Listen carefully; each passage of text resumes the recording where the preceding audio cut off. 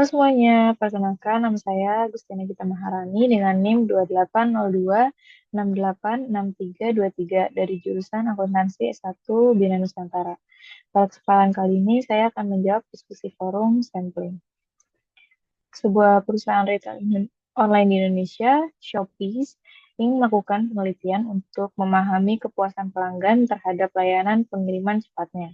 Karena pelanggan Shopee tersebar di seluruh provinsi, tim riset perusahaan menyadari pentingnya menentukan populasi, elemen, sampel, sampling unit, dan subjek secara tepat. Awalnya, tim menetapkan seluruh pengguna aktif Shopee selama 1 tahun terakhir sebagai populasi.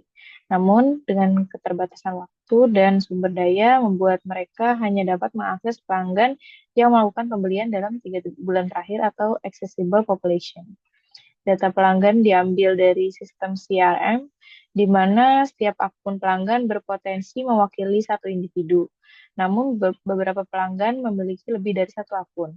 Dalam proses sampling, Departemen Riset memutuskan menggunakan daftar akun sebagai sampling unit.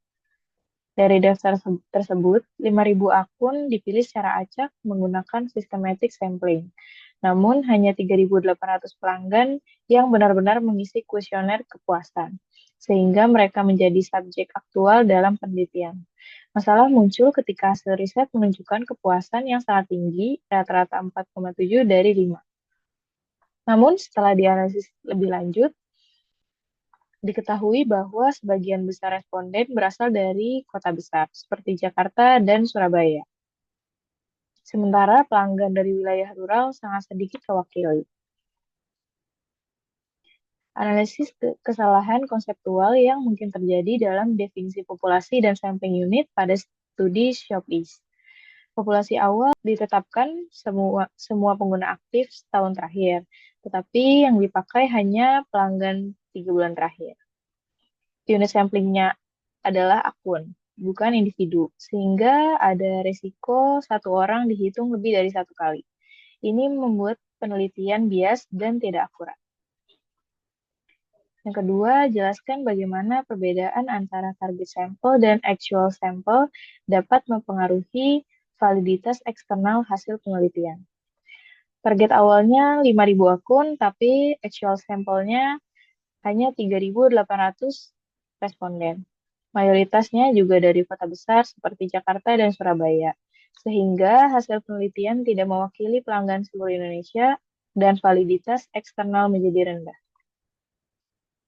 Yang ketiga, rancang perbaikan prosedur sampling agar hasil riset lebih representatif terhadap populasi pelanggan Shopee di seluruh Indonesia.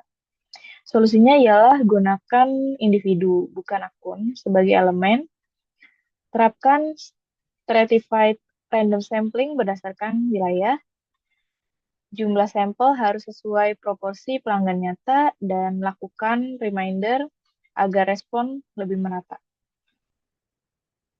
Selanjutnya, bagaimana ketidaksesuaian antara elemen, unit sampling, dan subjek aktual dalam proses pengambilan sampel dapat mempengaruhi validitas eksternal dan keandalan generalisasi hasil penelitian kuantitatif. Elemen seharusnya individu, unit sampling yang dipakai akun, dan subjek aktual hanyalah responden.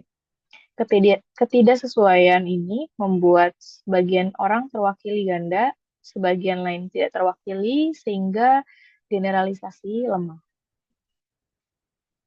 Selanjutnya, bagaimana pemahaman dan penerapan prinsip distribusi normal, termasuk central limit theorem, dan strategi penanganan data tidak normal dapat mempengaruhi validitas dan keandalan inferensi statistik dalam penelitian kuantitatif. Banyak analisis statistik mengasumsikan data normal. Semakin besar sampel, distribusi mendekati normal. Jika data tidak normal, lakukan transformasi, misalkan log atau uji non-parametrik. Dengan pemahaman ini, hasil analisis lebih valid dan dapat dipercaya. Yang terakhir, bagaimana setiap tahap dalam proses sampling, dari definisi populasi hingga dokumentasi, berkontribusi terhadap validitas eksternal dan replikasi penelitian, serta apa konsekuensinya jika salah satu tahap tersebut diabaikan atau dilakukan secara tidak sistematis. Setiap tahap, mulai dari definisi populasi sampai dokumentasi, penting untuk menjaga representasi dan transparansi.